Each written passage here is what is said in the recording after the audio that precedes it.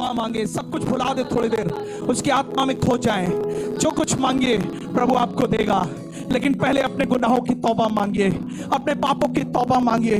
वो अपने लहू को बहा रहा है, वो अपने लहू को बहा रहा है। अपनी सांसों से ज्यादा वो हमारे करीब है, हमारी जिंदगी से ज्यादा हम उसे चाहते हैं, क्योंकि यही तो परमेश्वर चाहता है। इसीलिए यीशु मसीह ने महाआज्ञा दी और कहा कि अपने परमेश्वर को अपने प्राण से भी, अपने जी से भी, अपने जीवन से भी अधिक प्रिय जानना। नमस्ते, मेरी सांसों से ज्यादा तू करीब है मेरी जिंदगी से ज्यादा मैं चाहूं तुझे।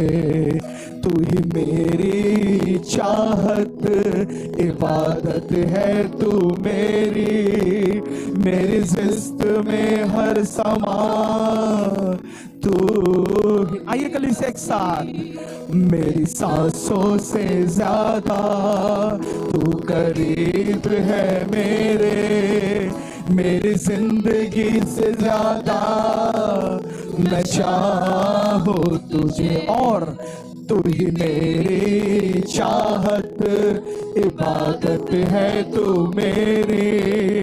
मेरी जिस्त में हर समा तू ही मसीह। मैं कुछ कुछ मुझ में इस तरह हो, तुझ बिन जीना मेरा ना हो यीशुआ।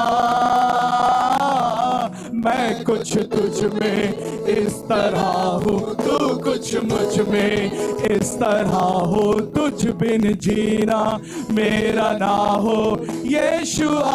कलीसिया हाथों को उठाकर कहे, अतः कर वो जिंदगी जो तुझसे ही हो जुड़ी। रवा से करवा सिंदरिया बाबा बाबा बाबा बाबा बाबा शोतरो रो रो रो रो रो रो। आज वो जिंदगी, आज वो जिंदगी, आज वो जिंदगी दे, आज वो जिंदगी दे। यीशु की रूह से भरी हो, यीशु के लहू, यीशु के वचनों से भरी हो। जो लोग घरों में बीमार है उनको जिंदगी दे दे, कर दे।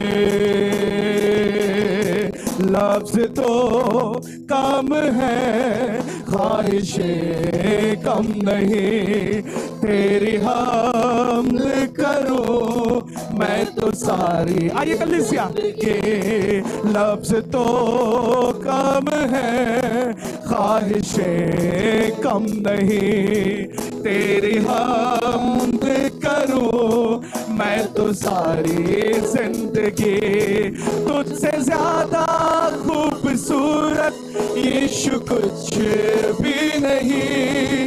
दुआ ये मैं करूं जहां तू हो मैं वहीं। आइए, तुझसे ज्यादा खूबसूरत यीशु कुछ भी नहीं। दुआ ये मैं करूं जहां तू हो मैं वहीं। हाँ, जहां तू हो मैं वहीं। अता कर वो जिंदगी जो तुझसे ही हो जुड़ी, मुझे तू वो है मसीह। अता कर दे, अता कर वो जिंदगी। बाबा बाबा बाबा से नरा सोरो रो रो पवित्र आत्मा तू वो जिंदगी अता कर दे। बिन तेरे जिंदगी सोच भी ना सको, है दुआ ये मेरी मैं इबादत करूं। बिन तेरे जिंदगी सोच भी ना सको, है दुआ ये मेरी मैं इबादत करूं। खुद को खो दूंगा मैं तुझ में इस तरह, तू दिखे मुझ में मैं रहूं। यस लॉर्ड, ना रहूं, खुद को खो दूंगा। आइए कलीसिया कहे, तुझ में हम घटे और प्रभु यीशु बढ़े। तू दिखे मुझ में मैं रहूं, ना रहूं मैं रहूं। दिल की गहराइयों से से अता कर वो जिंदगी। हाथों को उठाकर मुझे तू वो ऐ मसीह, मुझे तू वो ऐ मसीह अता कर दे, अता कर वो जिंदगी जो तुझसे ही हो जुड़ी, मुझे तू वो ऐ मसीह अता कर दे। नबा से करबा सुंदरो रे रबा शोरो। खुदावंद कलीसिया तुझे देखना चाहती है, खुदा अपनी उपस्थिति दे, खुदावंद अपना अपना प्रकाश दिखा, खुदावंद अपनी ज्योति दिखा। खुदावंद हम तुझे देखना चाहते हैं, तू है खुदावंद, तू है, तू हमारे बीच में चल फिर, तू हमें घेर ले रूल को दोस्त। वचन में भजनकार कहता है यहोवा अपने डरवैयों के इर्द गिर्द चारों ओर ढाल है और हमारी महिमा और हमारे मस्तक का ऊंचा करने वाला है। अजीजों, आज बहुत मस्तक नीचे हुए होंगे, बहुत लान तान झेलनी पड़ी होगी, बहुत तन्हाइयों में रहे होंगे, बहुत चिंताएं रही होंगी, बच्चे दूर जाते नजर आए होंगे, नशों में पड़े परिवार नजर आए होंगे, बीमारियां सालों से झेल रहे होंगे। होने दीजिए, लेकिन विश्वास कीजिए उसके नाम पे। वो कहता है कि मैंने तुम्हारी छुड़ौती में अपने प्राण दिए हैं और वो प्राण कभी भी व्यर्थ नहीं ठहरते। अजीजों, वो प्राण कभी व्यर्थ नहीं ठहरेगा, उसका लहू कभी व्यर्थ नहीं ठहरेगा, क्योंकि वो किसी बछड़े बकरे का नहीं है, किसी व्यक्ति विशेष का नहीं है, वरन वो तो पाक यहोवा का है। आइए उसको ग्रहण कर ले, आइए आत्मा में उसको खा ले, उसके बदन को, आओ उसके लहू को पी ले, अपने जीवन से बंधनों को टूटते हुए देखें, अपनी अपनी रसौलियों पर, अपनी बीमारियों की जगहों पर हाथ रखें और एक हाथ स्वर्ग की ओर उठाएं। पवित्र आत्मा आपको छुए, आपको छुए, चंगा करे, पवित्र आत्मा छुए, ओ पवित्र आत्मा छुए। यीशु मसीह वंशों के श्राप तोड़ना जानता है, यीशु मसीह बंधनों को तोड़ना जानता है, यीशु मसीह गरीबी को अमीरी में बदलना जानता है। यीशु सब जानता है, क्योंकि यीशु मसीह के ताबे सब कुछ है। Hallelujah, hallelujah. आइए उसकी ओर निहारे, आइए उसकी ओर निहारे, आइए उसकी ओर निहारे। आपको पता है आराम देश में, आराम देश जो है वो बुत परस्ती का देश है, वो चारों तरफ बुत परस्ती, कहीं खुदा का नाम नहीं है। और ये लड़की आराम में आई, और जब ये आराम देश में आई तो ये अपने खुदा को जानती थी, क्योंकि शोमरोन में रहने वाली थी। लेकिन यहां पर आराम में ये गुलाम है, ये गुलाम है, गुलामी की सूरत में है। अब कौन इसे स्वतंत्र करेगा, कौन इसे आजाद करेगा, कौन ये पूरी तरह से स्वतंत्र हो जाएगी, कैसे, किस तरह से, मुझे नहीं मालूम। पर एक भला काम आपको गुलामी से आजादी की ओर ले जा सकता है, एक भला काम। मेरे अजीजों, सिर्फ इसने अपनी स्वामिनी से कहा कि मेरा स्वामी अगर सोमरोन में होता तो क्या ही अच्छा होता। बस मैं आपको बताना चाहता हूं, चर्चाएं होने लगी इसकी, बात होने लगी इसकी, और एक दिन नमान ने शोमरोन जाने की ठान ली और वो शोमरोन चला गया। और आप जानते हैं इसके आगे की बात, ये किस तरह से एलीशा ने कहा तो यरदन में 7 गोते मार और तेरा कोढ़ जाता रहेगा। वो नाराज होकर जाने लगा, लेकिन फिर भी एक नौकर ने कहा नहीं मालिक, एक बहुत छोटा सा काम है, और वो छोटा काम ये है कि अगर तुझसे कहा है खुदा के खादिम ने तो तू ऐसा कर कि यहाँ पे आए हैं हम तो 7 गोते क्यों ना लगा ले।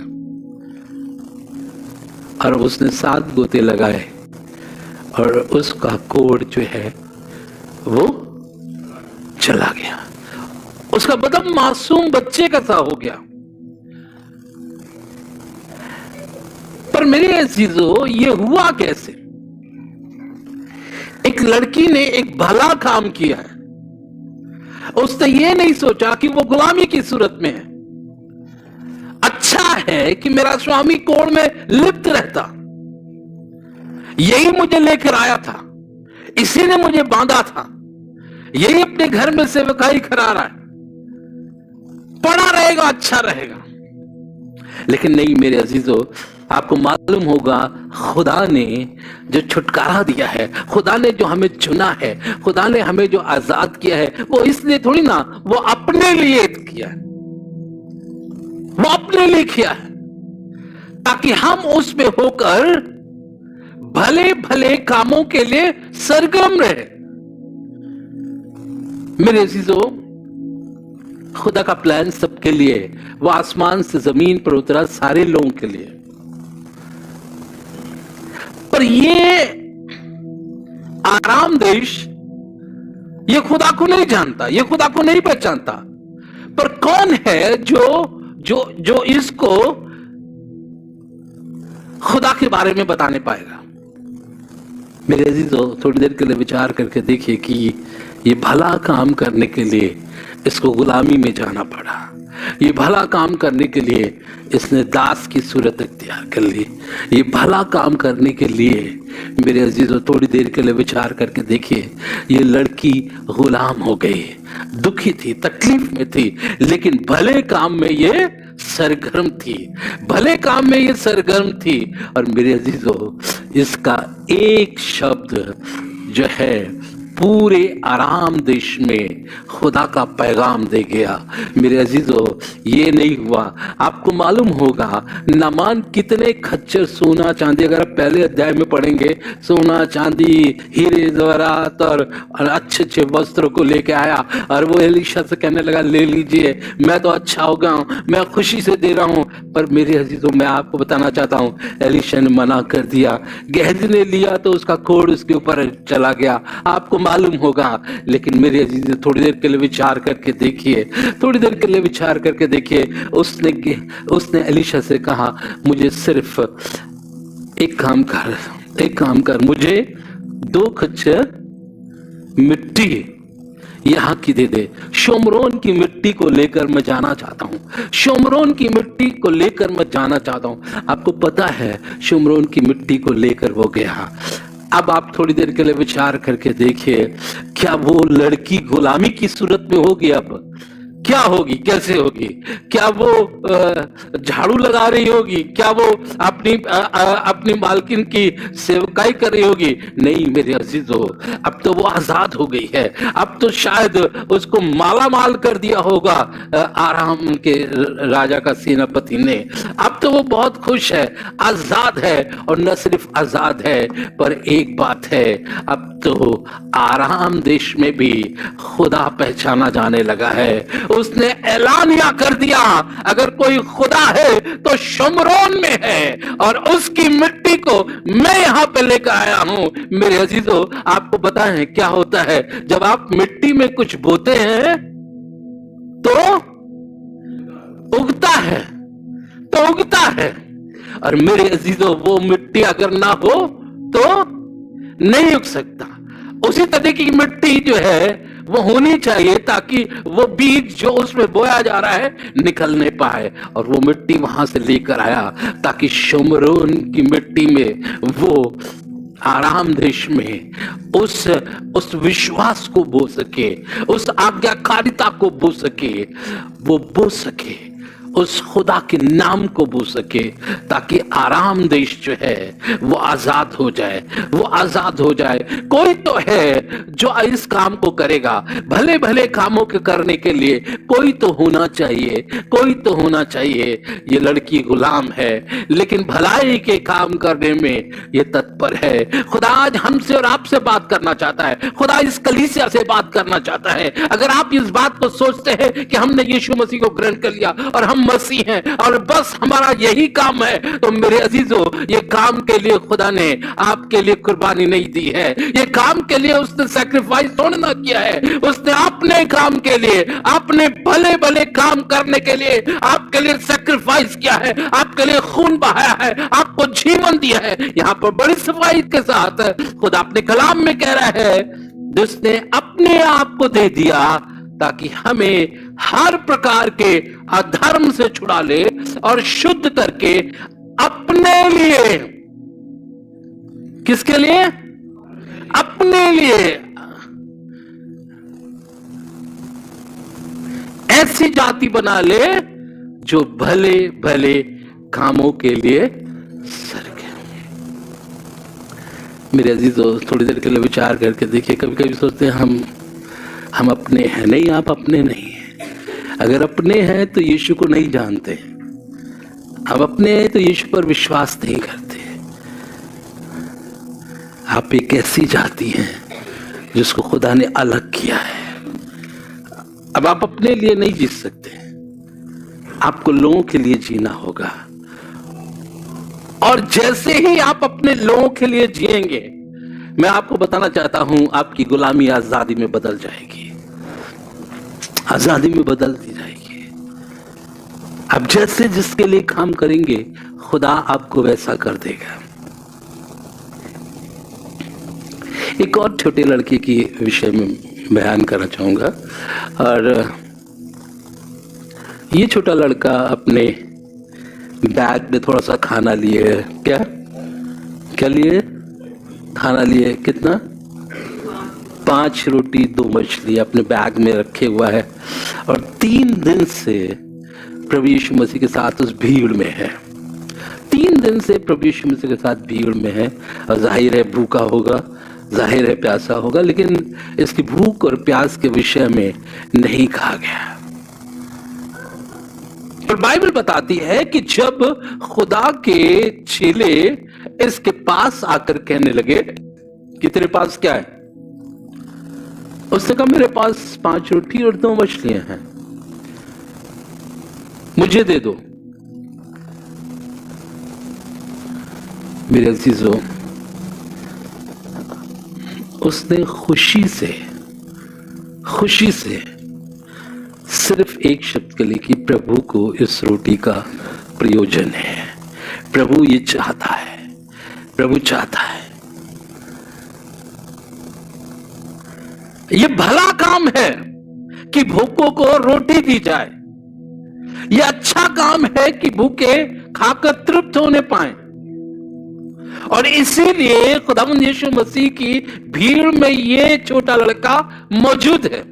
ये कह सकता था, नहीं भैया, मेरी मम्मी ने कहा था कि तुम जैसे ही मीटिंग खत्म हो जाए अपना 3-5 रोटी खा के, अपना 2 मछली खा के बिल्कुल ताजा हो जाना, फिर तब तुम आना। नहीं, मुझे अगर खुदावंद यीशु मसीह ने मेरे ऊपर फजल किया है तो मेरा दिल ये कहता है कि उसके लोगों के लिए वो रोटी को दे दिया जाए। और ये अच्छा काम है, ये भला काम है। मैंने अपने लोगों को इसलिए रचा है कि भले भले कामों में वो सरगर्म रहे। मेरे अजीजों, ये तैयार है देने के लिए, तैयार है। खुदा आपसे बात करना चाहता है।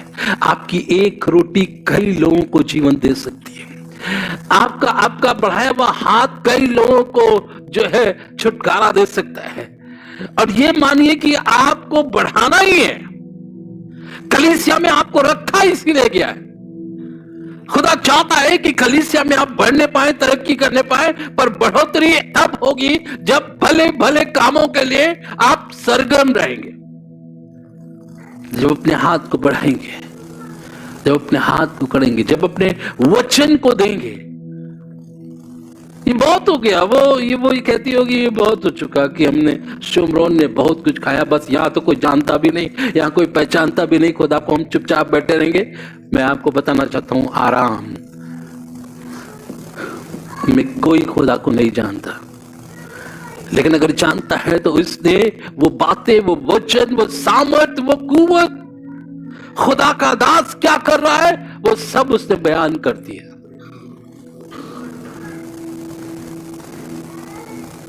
मेरे अजीजों, इस छोटे लड़के ने एक भला काम किया, और वो क्या था कि उसने जो है अपना खाना दूसरे के लिए दे दिया, अपना खाना दूसरे के लिए दे दिया। कितना अच्छा, कितना भला है। पर एक और स्त्री के विषय में मैं आपको बयान करूंगा। ये स्त्री में बाइबल में जिक्र आया है कि ये पापनी स्त्री है, पर ये यीशु मसीह के पास आई। ये पापनी स्त्री थी, ये रोई, इसने अपने बालों से उसके पांवों को पोंछा और अपना कीमती इत्र जो है इसके पांवों पर डाल दिया। अपनी शान और शौकत, अपनी खूबसूरती, अपनी इज्जत, अपना धन, अपनी दौलत, सब इसने यीशु के कदमों में डाल दिया। लोग कहने भी लगे, रिसियाने लगे, क्रोध में, जलन में हंस के, अरे क्या बेकार का काम कर रही है, कहां डाल दिया।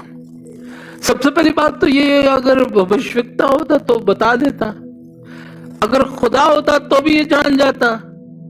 ये स्त्री जो है, ये है जो वो ठीक थोड़ी ना है, ये फिर भी उसके पांवों को छू रही है। देखो कितना तो गलत काम किया है कि ये मजलिस में आ गई है। भीड़ में स्त्रियों का आना जरूरी नहीं था, नहीं आ सकती थी। खासतौर से यहूदी लोग जब जमा होते थे तो औरतों का बीच में आना नहीं था, तो और भी गुस्सा हो रहे थे। पर प्रभु यीशु मसीह ने कहा, एक बात कही कि तुम क्यों इसे परेशान कर रहे हो, इसने तो मेरे लिए भलाई की है। क्या किया? भला काम किया है, भला काम इसने मेरे लिए किया है। मेरे अजीजों, क्या मतलब हुआ कि आप जब भलाई करते हैं तो उसका अवार्ड नहीं मिलता? क्या मिलता है? आपका एक भला काम आपके जीवन को परिवर्तित कर देता है, पाप से आजाद कर देता है, अधर्म से छुटकारा देता है, आप बिल्कुल पूरी तौर से स्वतंत्र हो जाते हैं। एक भला काम, और उसने ये किया कि अपने आप को यीशु मसीह को दे दिया। एक रिश्ता कायम हो गया, एक रिश्ता कायम हो गया। मेरे अजीजों, अगर आप मत्ती रचित सुसमाचार उसका 25 अध्याय और उसका 35 और 36 पद पढ़े। मत्ती रचित सुसमाचार। क्योंकि मैं भूखा था। यहां पर प्रभु यीशु मसीह इस बात को कह रहा है, मैं भूखा था और तुमने मुझे खाने को दिया। और तुमने मुझे खाने को दिया। मैं प्यासा था और मैं प्यासा था और तुमने मुझे पानी पिलाया। और तुमने मुझे पानी पिलाया। मैं परदेसी था मैं परदेसी था और तुमने मुझे अपने घर में ठहराया। तुमने मुझे अपने घर में ठहराया। मैं नंगा था मैं नंगा था तुमने मुझे कपड़े पहनाए। और तुमने मुझे कपड़े पहनाए। मैं बीमार था मैं बीमार था, तुमने मेरी सुधि ली। तुमने मेरी सुधि ली। मैं बंदी गृह में था मैं बंदी गृह में था, और तुम मुझसे मिलने आए। तुम मुझसे मिलने आए। थोड़ी देर के लिए विचार करके देखिए कैसे कितने भले कामों को करने के लिए खुदावंद यीशु मसीह कह रहा है। आगे वो कुछ और भी कह रहा है, पढ़े। तब धर्मी उसको उत्तर देंगे। तब धर्मी उसको उत्तर देंगे, जिन्होंने कुछ नहीं किया पर धार्मिकता का चोगा पहने हुए हैं। क्या हम क्रिश्चियन हैं? हम क्रिश्चियन हैं, हम धर्मी हैं। अक्सर आपने देखा होगा, हम धर्मी हैं, हम तो क्रिश्चियन हैं, हम तो सीधे स्वर्ग जाएंगे, हमें कुछ करने की जरूरत ही नहीं है। पर धर्मी उसको उत्तर देंगे, हे प्रभु, हमने कब तुझे भूखा हाँ, हमने कब तुझे भूखा देखा। हम तो सिर्फ यीशु मसीह के मुंह में डालना चाहते हैं, हम तो यीशु मसीह को सिर्फ देना चाहते हैं। हमने कभी तुझे भूखा देखा ही नहीं। अरे वो तो राजाओं का राजा, प्रभुओं का प्रभु, वो कैसे भूखा रह सकता है? वो कैसे प्यासा रह सकता है? उसको किस चीज की जरूरत है? आसमान और जमीन का कुल इख्तियार उसका है, उसको देने की क्या जरूरत है? तब वो कहता है आगे, और खिलाया, हाँ, या प्यासा देखा, हाँ, और पानी पिलाया। हाँ, हमने कब तुझे परदेसी देखा, हमने कब तुझे परदेसी देखा और अपने घर में ठहराया, और अपने घर में ठहराया, या नंगा देखा, या नंगा देखा और कपड़े पहनाए। और कपड़े पहनाए। हमने कब तुझे बीमार, हमने कब तुझे बीमार देखा, या बंदी देखा या बंदी गृह में देखा और तुझसे मिलने आए। कब? प्रभु यीशु मसीह सफाई से कहता है आगे, तब राजा उन्हें उत्तर देगा, तब राजा उन्हें उत्तर देगा, मैं तुमसे सच कहता हूं कि तुमने जो मेरे इस छोटे से छोटे भाइयों के लिए किसी भी एक व्यक्ति के साथ किया, वो मेरे साथ किया है, वो मेरे साथ किया है। किसी को तुमने रोटी खिलाई है तो मुझे खिलाई है, किसी को ऐसे व्यक्ति को प्यासे को पानी पिलाया है तो मुझे पिलाया है, किसी के लिए दुआ करने के लिए गए तो मेरे काम को किया है, किसी को बंदी गृह में देखने के लिए गए तो मेरे काम को किया है। और मैंने तुम्हें इसीलिए तुम्हारे लिए अपनी जान दी है, तुम्हारे लिए अपना खून बहाया है, तुम्हें अधर्म से छुड़ाया है, इसीलिए कि अपनी कौम को बनाकर अपने लिए इस्तेमाल करने पाऊं, अपने लिए इस्तेमाल करूं, ताकि तुम भले भले कामों को करने पाओ। खुदावंद का कलाम आज हमें उत्साहित कर रहा है, पौलुस हमें उत्साहित कर रहा है, चाहता है कि कलीसिया जो है एक स्टेप आगे बढ़ने पाए, और एक स्टेप आगे बढ़ने के लिए एक काम करने की जरूरत है, हमें एहसास करने की जरूरत है कि खुदावंद यीशु मसीह हमारा खुदा है, उसने हमारे लिए जान दी है, और जान देकर वो हमें आज सिखा रहा है कि हमें अपने व्यक्तिगत जीवन से भले भले काम करने की जरूरत है। हो सकता है आपने नहीं देखा, पर आपको करने की आवश्यकता है। बहुत कुछ आपके पैसे पर भी डिपेंड करता है। भला काम कलीसिया भले काम करे, कैसे करेगी? जब अपना आप योगदान देंगे, जब आप अपने हाथ को बढ़ाएंगे, जब आप कहेंगे। इसीलिए तो जब भले काम का जिक्र कर रहा है पौलुस, तो कह रहा है पूरे अधिकार के साथ कहना। क्या? तेरे पास खुदा का अधिकार है, पूरे अधिकार के साथ कहना, समझाना, सिखाना, और कोई तुझे तुच्छ ना जानने पाए, कोई तुझे तुच्छ ना जानने पाए। मेरे अजीजों, जब भी पासवान कलीसिया को उभारता है, कलीसिया को दान देने के लिए उभारता है, कलीसिया को उत्साहित करता है, तो हम तुच्छ जानते। पर जब मैं ये इस आयत को पढ़ रहा था, मैं पहले बहुत डरता था कि मैं कैसे इस बात को कहूँ, पर खुदा के कलाम में लिखा है कि कोई तुझे तुच्छ न जानने पाए। इस काम के लिए पूरा अधिकार है, पूरा अधिकार है। मैंने अधिकार तुम्हें दिया है, मामूली अधिकार नहीं है, स्वर्ग के राज की कुंजी का अधिकार दिया। और एक जगह और लिखा हुआ है कि तुम पवित्र आत्मा लो, मैं तुम्हें यह अधिकार देता हूं। पवित्र आत्मा हमारा वो अधिकार है जो हम रिसीव करते हैं। और लिखा है तब जब तुम पवित्र आत्मा ले चुकोगे तो जिसके अपराध तुम क्षमा करोगे वो क्षमा कर दिए जाएंगे, और जिनके अपराध तुम रखोगे वो रखे जाएंगे। यह अधिकार मैं तुम्हें देता हूं। यह देता हूं कि अगर आप पृथ्वी पर बांधोगे तो स्वर्ग पर बंधेगा, यह देता हूं कि पृथ्वी पर खोलोगे तो स्वर्ग पर खुलेगा। यह अधिकार है, कोई तुम्हें तुच्छ न जानने पाए। जब तुम वचन में प्रचार करो तो धारा की नहीं करने पाओ। एक बात और परमेश्वर का वचन हमें सिखाना चाहता है। अगर आप इब्रानियों उसका 13 अध्याय और उसके 17वें पद को देखें, इब्रानियों उसका 13 अध्याय और उसका 17वां पद। यस, अपने अगुओं की आज्ञा मानो। और अब कलीसिया को इस बात के लिए सिखा रहा है कि अपने अगुओं की मानो और उनके अधीन रहो, और उनके अधीन रहो। अगुओं की मानो और उनके अधीन रहो, क्योंकि वे उनके समान तुम्हारे प्राणों के लिए जागते रहते हैं। क्योंकि वो उनके समान तुम्हारे प्राणों के लिए जागते रहते हैं। आगे, जिन्हें लेखा देना पड़ेगा। जिन्हें लेखा देना पड़ेगा। मेरे अजीजों, हर खुदा का खादिम आपके लिए दुआ करता है और आपका हिसाब किताब जो है वो खुदा के खादिम को देना पड़ेगा। खुदा पूछेगा, मैंने कलीसिया दी थी, मैंने लोग दिए थे, तुमने कैसी चरवाई की, क्या समझाया, क्या दिखाया, किस तरह से किया, ये लेखा देना पड़ेगा। हाँ, वे ये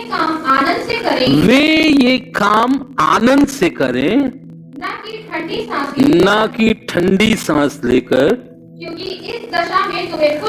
इस दशा में तुम्हें कुछ लाभ नहीं है। अगर कोई खुदा का खादिम ठंडी सांस लेकर, अच्छा कैसे होगा, किस तरह से होगा, कहां से आएगा, कहां से जाएगा, अगर ठंडे सांस ले रहा है तो इसका मतलब है आपको कुछ लाभ नहीं है। आपको लाभ प्राप्त करना है तो आपको एक बात मानने की जरूरत है, वो अगवे जो आपको दिए गए हैं उनके अधीन रहने की जरूरत है, उनकी बात सुनने की जरूरत है, क्योंकि उनकी बहुत बड़ी जिम्मेदारी है। आप ये मत सोचिए कि नहीं हम तो जी लेंगे, जैसे भी जी लेंगे। नहीं, आप जी लेंगे, लेकिन जिम्मेदारी तो खुदा ने दी है, और जिम्मेदारी दी है कि वो आपके लिए प्रार्थना करें, दिन और रात प्रार्थना करें। जब आप सोए तो आपके लिए कोई प्रार्थना कर रहा हो। हर एक व्यक्ति के लिए प्रार्थना करना बहुत आवश्यक है, और उसके लिए मुझे तैयार होने की जरूरत है, मुझे उठने की जरूरत होती है, मुझे दुआ में जाने की जरूरत होती है, मुझे कहने की जरूरत होती है। पर ऐसा नहीं कि आप विरोध करके, आप अधीनता में ना रह के आप ये सोचे कि जैसे ही कोई व्यक्ति अधीनता में नहीं रहता है, ठंडी सांसें तो आने ही लगती हैं। सो इस दशा में कोई लाभ नहीं है। पर पौलुस और कुछ सिखाना चाहता है, पौलुस और कुछ बताना चाहता है कुरिन्थ की कलीसिया को। दूसरे कुरिन्थियों उसका 9 अध्याय और उसके 5वें पद से 8वें पद तक मेहरबानी से पढ़ेंगे। इसलिए मैंने भाइयों से यह विनती करना आवश्यक समझा। इसलिए पौलुस हमें सिखा रहा है कि इसलिए मैंने ये भाइयों से विनती करना आवश्यक समझा कि वे पहले से तुम्हारे पास जाएं, और तुम्हारी उदारता का फल, जिसके विषय में पहले से वचन दिया गया था, तैयार कर रखे। ये दबाव से नहीं, परंतु उदारता के फल के समान तैयार हो। मेरे अजीजों, खुदा का बंदा इस बात को लिख रहा है कि कलीसिया को तैयार होने की जरूरत है। नहीं, हम तो तैयार हैं, हम तो प्लस देते ही हैं, हम तैयार हैं, हम तो टाइट देते हैं। पर यहां पर कहां कह रहा है वो टाइट की बात कर रहा है? यहां पर कौन सी प्लज की बात कर रहा है? यहां तो उदारता की बात की जा रही है, और उदारता इस कैटेगरी में नहीं आती है। सेवकाई की कैटेगरी में उदारता नहीं आती है, उदारता अलग से होती है।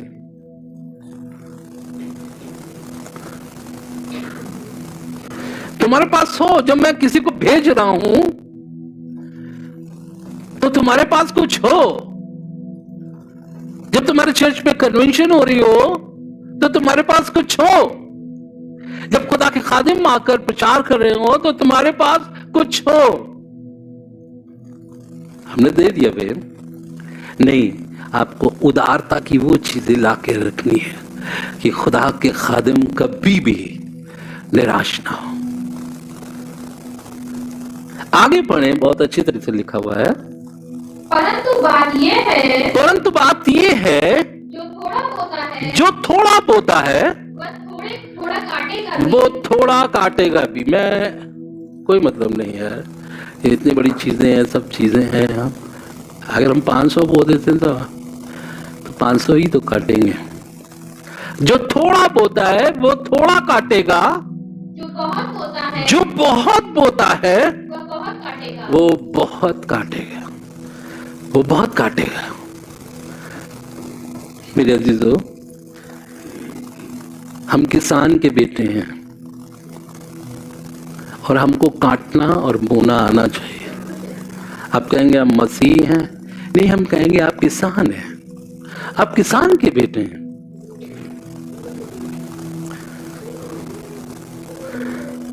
खुदा के कलाम में ऐसा लिखा हुआ है कि मैं दाखलता हूं, तुम डालियां हो और मेरा पिता किसान है। मेरा पिता किसान है और इसलिए कई बार बाइबल में इस बात का जिक्र आया है।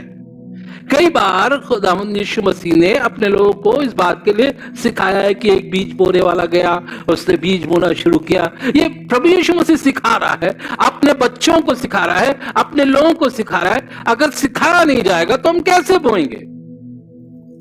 सिखाया नहीं जाएगा तो हम कैसे काटेंगे? सिखाया नहीं जाएगा तो हम जीवन भर तक कुछ नहीं बोएंगे। मेरे अजीजों, पुरानी सदी की कलीसिया में बहुत कुछ बोया जाता था, बहुत कुछ काटा जाता था। आगे इससे पढ़े पहले, हर एक जन जैसा मन में ठाने वैसे ही दान करे, न कुड़ के और न दबाव से, क्योंकि परमेश्वर हर्ष से देने वाले से प्रेम रखता है। हर्ष से देने वाले। जब कोई बात बताई जा रही है तो इसका मतलब ये नहीं है कि आप कुड़कुड़ा के दे, नहीं भाई, अब ये कह ही रहे तो हमें देने की जरूरत है ना। अब सोचिए, अब विचार करिए। खुदा के कलाम में लिखा है कुड़कुड़ा के नहीं, खुदा के कलाम में लिखा है बुड़बुड़ा के नहीं, दबाव से नहीं, खुशी से। क्या? खुशी से, क्योंकि जो खुशी से देता है उससे खुदा प्रसन्न रहता है। आगे, परमेश्वर सब प्रकार का अनुग्रह, परमेश्वर सब प्रकार का अनुग्रह तुम्हें बहुतायत से दे सकता है। परमेश्वर सब प्रकार का अनुग्रह तुम्हें बहुतायत से दे सकता है। आगे, जिससे हर बात में हर समय सब कुछ जो तुम्हें आवश्यक हो तुम्हारे पास रहे, और तुम्हारे पास इसलिए नहीं रहे कि आप बक्से में बंद करके रख रहे, तुम्हारे पास रहे। आगे, और हर एक भले काम के लिए तुम्हारे पास बहुत कुछ हो। हर एक भले काम के लिए, तुम्हें निकालने के लिए, देने के लिए बहुत कुछ हो। परमेश्वर सब प्रकार का अनुग्रह तुम्हें बहुतायत से कर सकता है। क्या चीज चाहिए आपको? खुदा के कलाम में ऐसा लिखा हुआ, क्या चाहिए? बुद्धि चाहिए, ज्ञान चाहिए, समझ चाहिए, धन चाहिए, दौलत चाहिए, पिता बहुतायत से कर सकता है। पर इसलिए नहीं कि हम बहुत अच्छे थे, खुदा ने हमारे लिए हमें बहुत आशीष दी, हम बहुत बहुत खुश हैं कि खुदा ने हमें पढ़ाया, यहां तक लेके आया है। लेकिन आगे वाली बात से हमें शायद बुरा लगने लगता है। आगे वाली बात से हमें ऐसा लगता है कि शायद नहीं, हमें यहां नहीं आना चाहिए। नहीं मेरे अजीजों, आप कहीं भी जाए, खुदा का कलाम अटल है, वो हर जगह लागू होता है। अगर खुदा आपको यहां तक लेके आया है, खुदा आपको यहां तक लेके आया है, तो आपको चाहिए कि खुदा के लिए अपने हाथ को बढ़ाने पाए, अपनी सामर्थ्य के अनुसार, कुड़कुड़ के नहीं, दबाव से नहीं, उदारता से। क्या? उदारता से। मेरे अजीजों, खुदा यही चाहता है, खुदा की यही तमन्ना है। कलीसिया बढ़ेगी कैसे? कलीसिया बढ़ेगी कैसे? एक जगह स्थिर रह के आप कलीसिया को बढ़ा देंगे? मेरे अजीजों, चलिए 500 रुपए आप देना शुरू किए, पर कितने साल आप देंगे? कितने साल देंगे? और क्या एक्सपेक्ट कर रहे हैं कि आप कलीसिया 500 रुपए में बढ़ जाएगी? अगर आप 200 रुपए दे रहे हैं तो आप क्या सोच सकते हैं कि कलीसिया बढ़ जाएगी? कलीसिया का बढ़ना इसका मतलब आपका बढ़ना है। जब तक आप नहीं बढ़ेंगे कलीसिया नहीं बढ़ पाएगी। आपको बढ़ना होगा, आपको उन ऊंचाइयों पर जाना होगा, आपको कलाम के अनुसार बढ़ना होगा, क्योंकि खुदा ने हमको बनाया इसीलिए कि हम भले भले काम करें। हो सकता है शायद आप हॉस्पिटल विजिट नहीं कर पा रहे हैं, पर कलीसिया में आपका एक योगदान है जिससे पासवान हॉस्पिटल विजिट कर रहा है। आपका पैसा है, बहुत कुछ आपका पैसा मिनिस्ट्री में जा रहा है, सेवकाई में जा रहा है। जानते क्यों?